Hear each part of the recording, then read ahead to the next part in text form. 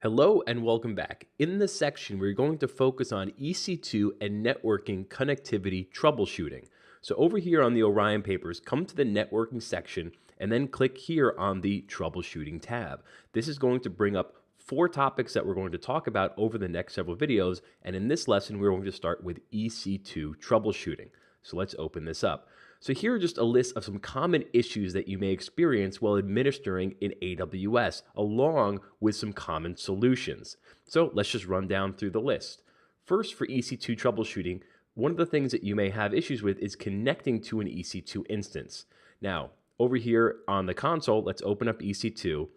And generally, when you're having a connectivity issue with EC2, meaning that you already are fairly confident that your VPC and internet gateway and route tables are set up correctly, most likely you're having a problem with security groups.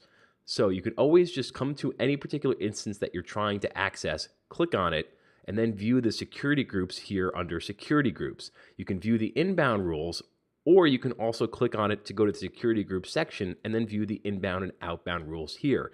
It is always really important to double check your security groups to make sure that you are allowing the correct type of inbound traffic that you're trying to send to the instance.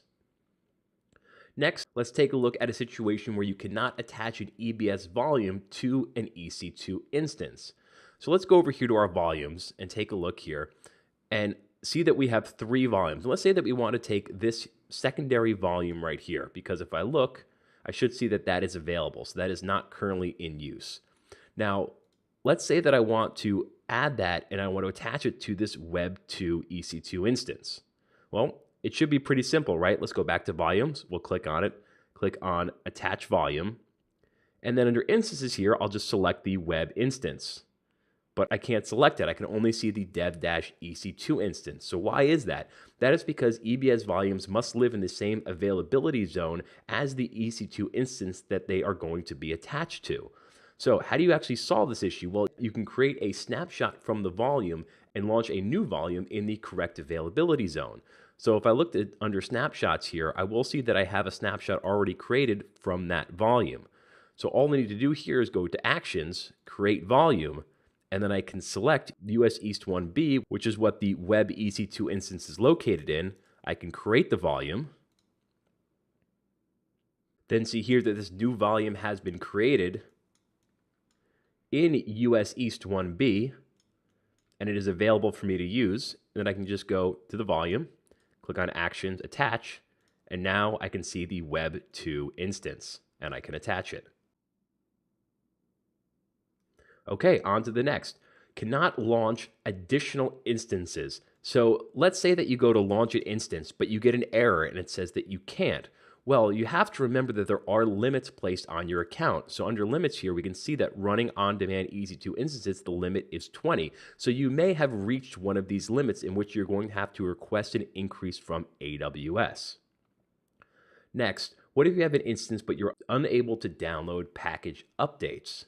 Well, we've talked about this already, but let's, for this instance, say that you do not have a NAT gateway set up. So you haven't purposefully created an EC2 instance in a private subnet, but you may have on accident created an EC2 instance without a public IP address or an elastic IP address, or it does not belong to a public subnet. It's very possible that you have done something by mistake that is causing this issue. So if you're ever having this issue, always come to your EC2 instance, make sure that it has a public IP address, and make sure to double check the subnet and make sure that it was provisioned into a public subnet, because you can absolutely sometimes by accident create an EC2 instance without a public IP address or provision it into the incorrect subnet.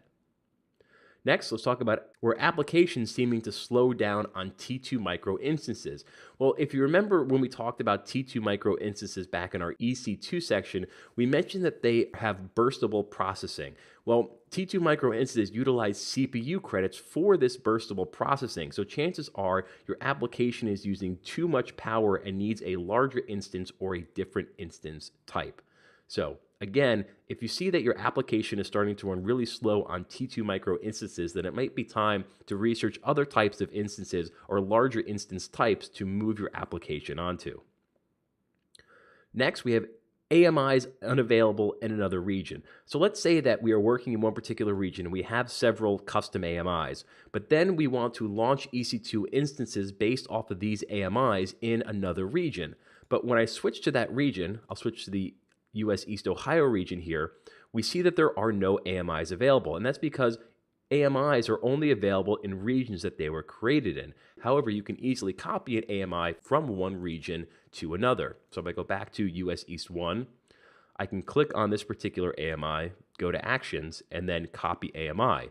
And then it will ask me to select a region, and all I will have to do here is select the region that I want to copy this AMI into, and it will create a new copy of the AMI in that particular region.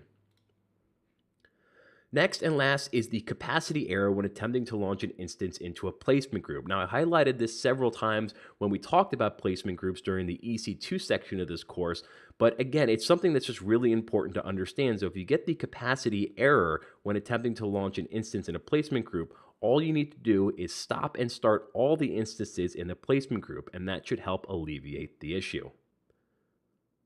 So that is just a quick summary of some of the EC2 issues that you may have while working in AWS and some of the common solutions. So I hope this has helped in your AWS learning.